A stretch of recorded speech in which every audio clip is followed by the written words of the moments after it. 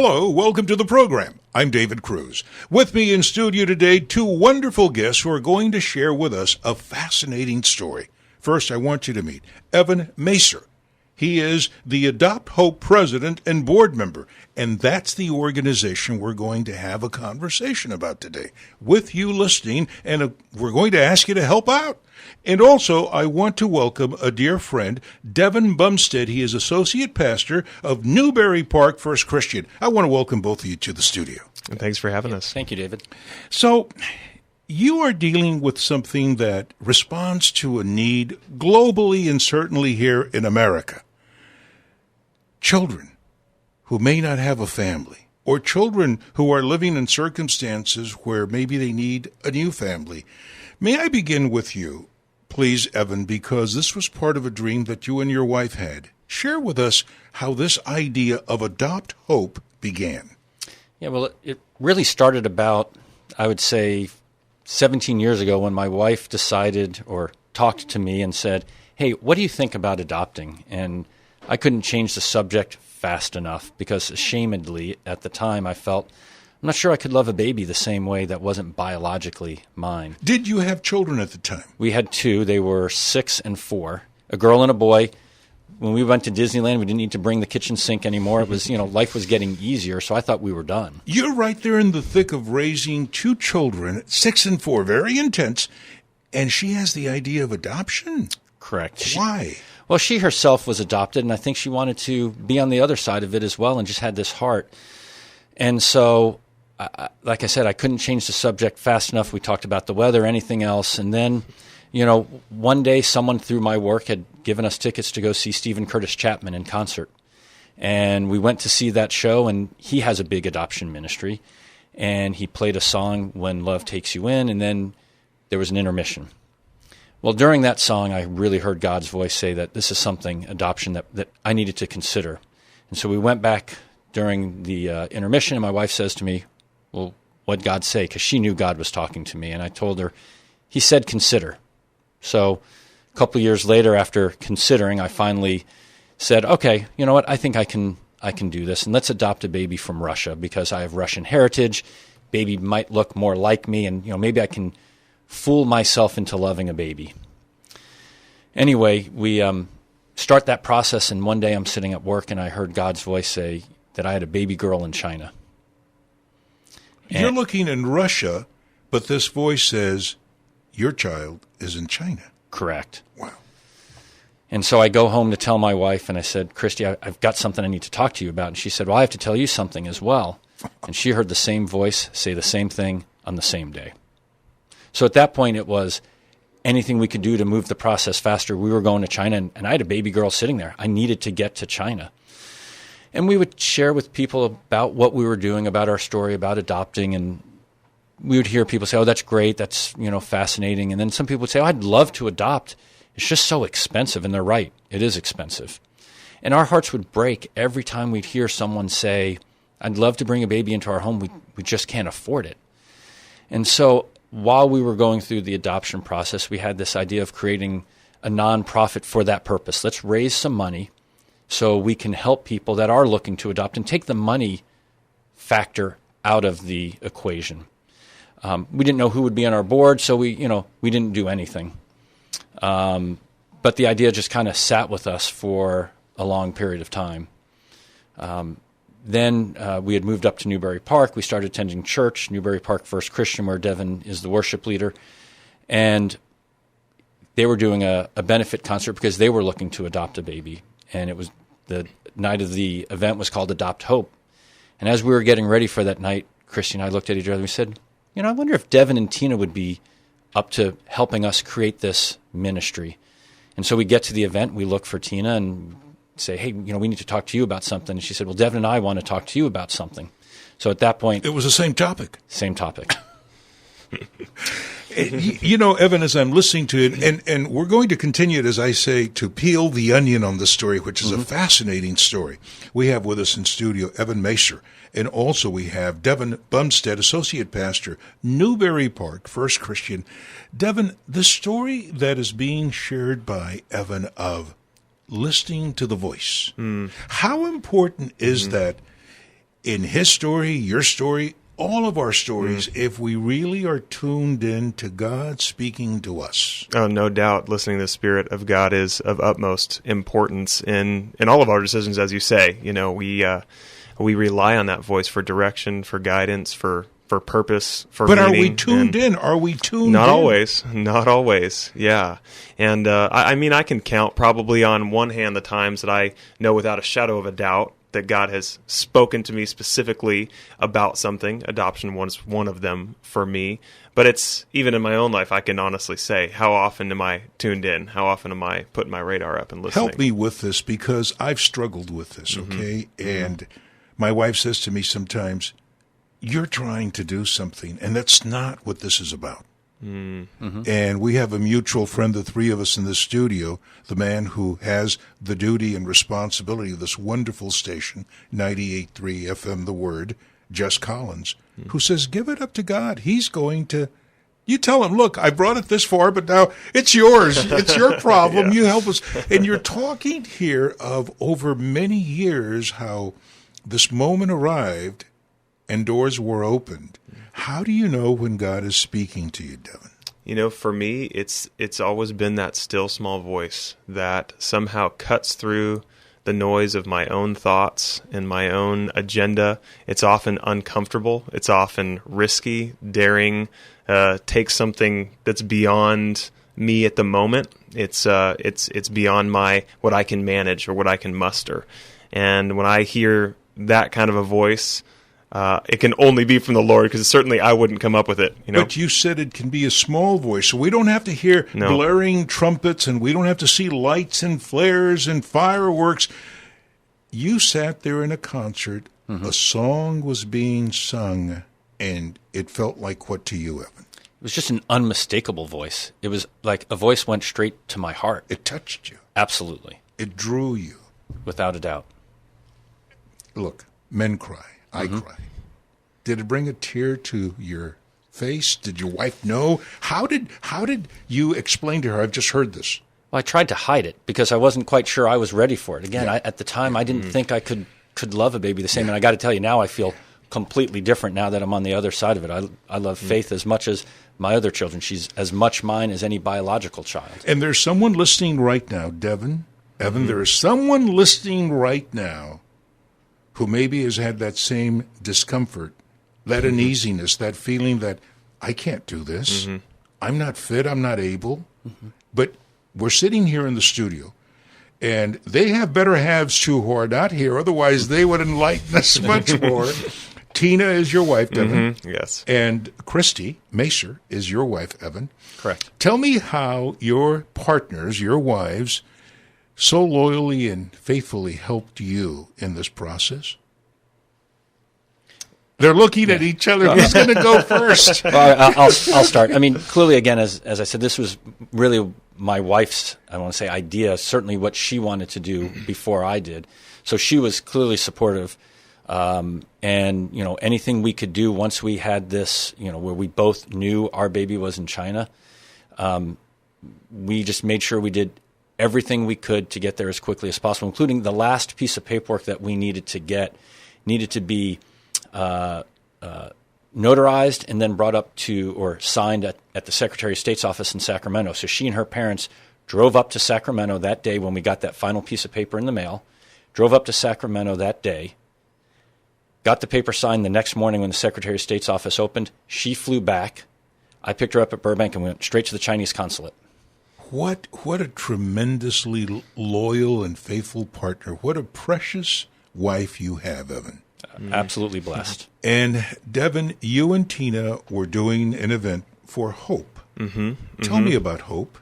Well, there's a backstory to Hope for sure. Please. So we've adopted two. One is Isaac; he's 5 now, and Hope is 2, going on 16. And but the story starts kind of earlier. We were, when we were first dating, adoption kind of came up in the conversation when things were getting serious, when we were moving on, saying what would life be like for us if we got married, and what would we do? Would we be willing to be missionaries? Would we be willing to take a full-time church position? Would we be willing to move?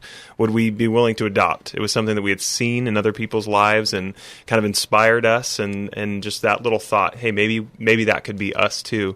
So time went on. I did take a ministry position. We did move across state lines. We were working at a church in Colorado for a number of years, and the time came, felt right to start a family. And though we had those conversations about adoption early on, like many people, we tried our own way first, and we tried to have some kids of our own, and that road turned out to be more painful than we had expected. And so we lost one due to miscarriage, and then we waited a little bit more, tried again, lost the second due to miscarriage. And when we were sitting in the emergency room at that time, kind of just at this loss for words, at this loss for direction, we remembered, what we had talked about all those years ago. And maybe God's plan A for us was adoption after all. Let me see if I'm understanding your heart. Mm-hmm. God had a plan for you, and the blessing was coming, but in a different way. Right. From what you might have planned or thought at that time. Absolutely. It must have been so hard for you sitting there knowing that now you and your wife have tried twice and you've lost two babies. What gave you the strength to think that a family was even in God's plan for you? Yeah, well, and you nailed it. There was a season, there was a time, probably a year, where we didn't know. We thought maybe having a family is not something that's in the cards for us. Maybe it's going to be harder, or maybe we didn't know. So we took a season of grief. And in that season began to actually we started to meet some people whose stories really inspired us as well. Some close friends who had adopted, and just getting to see their lives up close and personal. He was my boss actually, and he adopted too, and we actually have now very similar stories. But just watching him, and it made us go, you know what, God did call, and originally, so why not just step forward? Now, there was risk involved too, and that's it was hard because our hearts were guarded. We had just lost two. Then entering in an adoption process, as they go, there's always risk, no matter how you deal with it. But King David said, if you pour out your heart, and God is always there just waiting on us, you reached a moment where you were willing to take his hand and say, guide us. Yeah. Was the answer apparent from the very beginning, Devon? It really was. It really was. It was about getting over that hurdle, because adoption is in God's plan, period. I mean, as Bible-believing Christ followers, we believe that, James 1:27 is true, that true religion is those who take care of widows and orphans and keep ourselves from being polluted from the world, right? And so we know that that's a mandate, that's a call on our lives, regardless, in some way, shape, or form, to care for those. And so it's just jumping onto God's agenda. It's just saying, I love that. Let's finally do what God's already said. If we had a camera in the studio, I want to describe Devon's joy today. There is a sparkle in his eye. There is a smile from ear to ear. This is a young man who could be doing any number of things, and he is here with you and me because he and his wife, Tina, are doing God's work in a very unique way.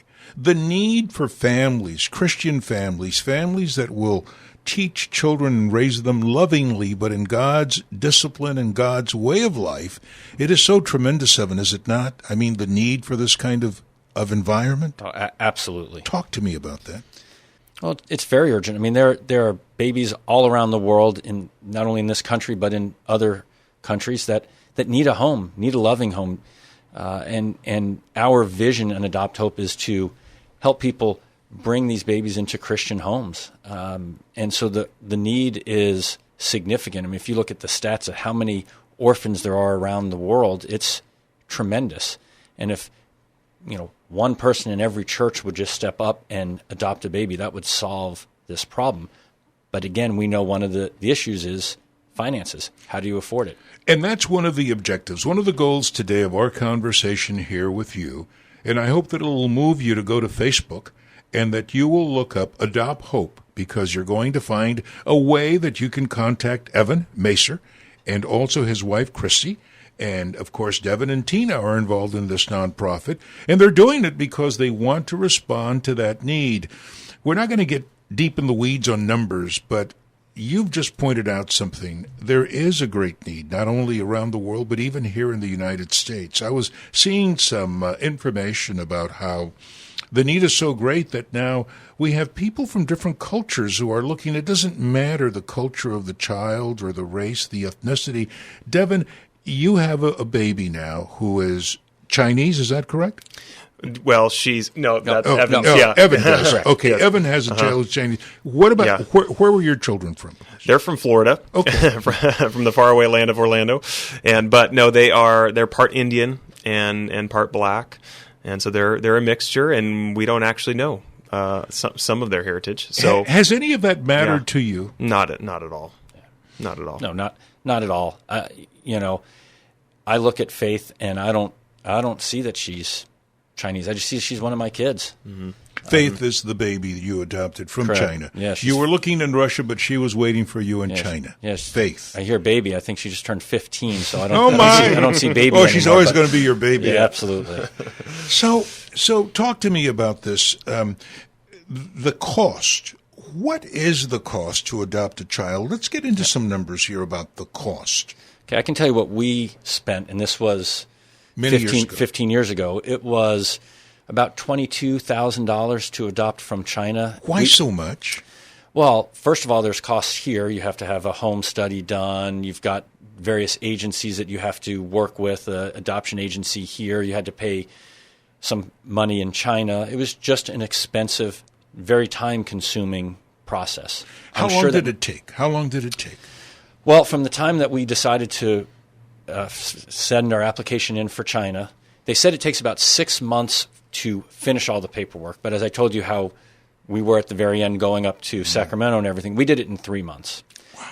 But from the time we started the process till the time we held Faith in our arms in China was 10 months. There must have been some nervous moments there. Absolutely. In the process, because you don't know if something could go left or right. But you persevered. Right. And when we were in China and they're about to hand this baby to us, again, I knew God said we had to be there, and we had a baby in China. I remember being nervous going, okay, am I really going to be able to love this kid? And the moment she was put into Christy's arms first, and then mine, there was no doubt. I mean, you talk about men cry, I cried. Absolutely. So the fact that this child was not born from you and your wife did not impede the love that you felt. Doesn't matter one bit. Really? Yeah.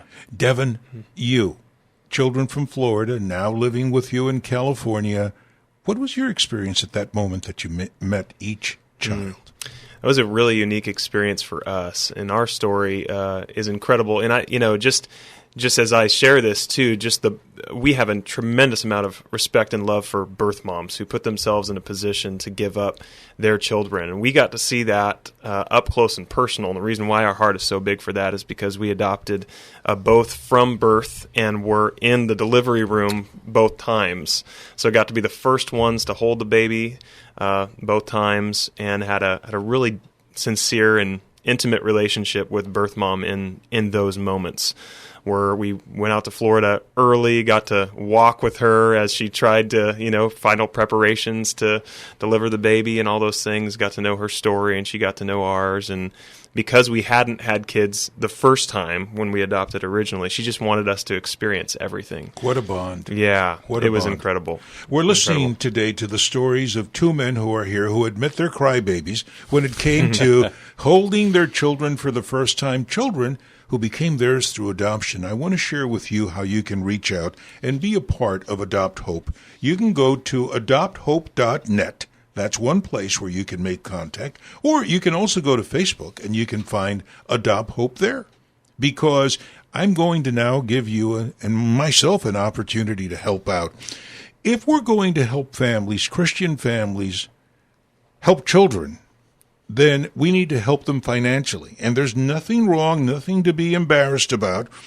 Can people send in support, financial support, so that finances are not a barrier to good families that say, I want to help? Evan? Yeah, absolutely. I mean, there are a number of different ways where that we've tried to make it easy for people to support us financially so that we can, in turn, help people who are looking to adopt. And one thing that we as a board talked about is we want every dime that we raise to be used absolutely to bless people. So we're covering all costs of any administrative costs, things like that. We're taking care of all that. These guys have personally. day jobs. You guys have day jobs, and you're not going to be a burden on those donations. You're saying you're bearing that as you have to now out of your own pockets. Correct. And you're just simply wanting to let people help adoption families or families who want to be families who adopt children to have that wherewithal to do it. Correct. So we've created, first of all, anyone could always send in a check to Adopt Hope, and the address is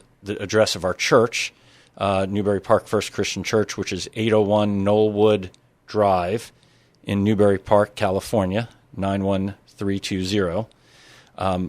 For those that are into technology like I happen to be, you can text Adopt Hope, one word, to 44321. That's another way that it'll bring you up to a page where you can donate electronically. And like I said, anything that we get is going to absolutely be used to help families in Ventura County who are looking to adopt children. And I know people were scrambling around trying to find a paper and somewhere to jot this down. We're going to put it up on our website at 983fmtheword.com. You can also get it there. But in the interim, I want to encourage you to go to Facebook, look for the page Adopt Hope, or go to adopthope.net. And Devon, tell me about your life now with two little ones running around, and you've got a ministry, and your wife is busy with you. What is it like now? I'm really questioning the original voice of God to do this whole thing. What was he thinking? It may have been just indigestion. No, it's we've got Isaac, our oldest, our first adopted is 5, and then we had surprise a child of our own in the middle. Yeah, which we never thought we would be able to do. He's Levi's 3 years old, and then Hope is 2, and Levi and Hope are only 7 months apart, and so the same birth mom, Isaac and Hope, and so it's a special bond they have now. But the house is crazy, and when we first started this adoption journey, very idealistic, and you kind of romanticize it a little bit, but it's hard. And then you get into child rearing, and it's challenging. And then the challenges sometimes that the kids come with. We would have it no other way. That's right. And they're beautiful and amazing, and we love all three. Let me encourage you, Devon. Yeah. It does get easier at some point. Yeah. So, Devon, there is someone who's listening, and I'd like for you to today wrap it up by giving them a word of hope. Is it their imagination, or could God be speaking to them too? I have to believe that God's speaking, because He's already spoke. And if we're to be students of the Word and obedient there, I think that's first and foremost. There's a call in everyone's life to place some sort of part of their lives in caring for orphans, whether that's prayer, supporting another family, babysitting an adoptive family's kids financially, or taking the journey themselves of adopting. God's calling one way or another. And so just the encouragement is lean into that, talk to some people, pray about it, see what that still small voice might be guiding you to do. Evan, it was your wife who had that thought, and here we sit today, years later, and we're now going to expand this blessing to so many other families. Your parting word for people who may be wondering, is it my opportunity also? Yeah, I would say, again, as Devon was saying, listen to that voice. And, as much as you may have doubts, you mentioned earlier that, when do you know it's God's voice? Mm-hmm. It's usually when it's something like, that's not what I want to do. Mm-hmm. It gets you out of your comfort zone. That's what it was for me. I didn't think for sure, I didn't think I would love a baby that we adopted. Listen to God's voice. He won't steer you wrong. Mm-hmm. Well, I want to thank both of you. Evan Macer, and he is the president and board member of Adopt Hope. And also, on our behalf, please send our love to your lovely wife, Christy. I will. And we've also had today in studio Devon Bumstead. He is associate pastor of Newbury Park First Christian, but he today here is a dad with a 5, a 3, and a 2-year-old. That's right. Devon and Tina, thank you so much for what you are doing. And we thank you, the lovely listeners of 98.3 FM The Word. I'm David Cruz. We'll speak again soon.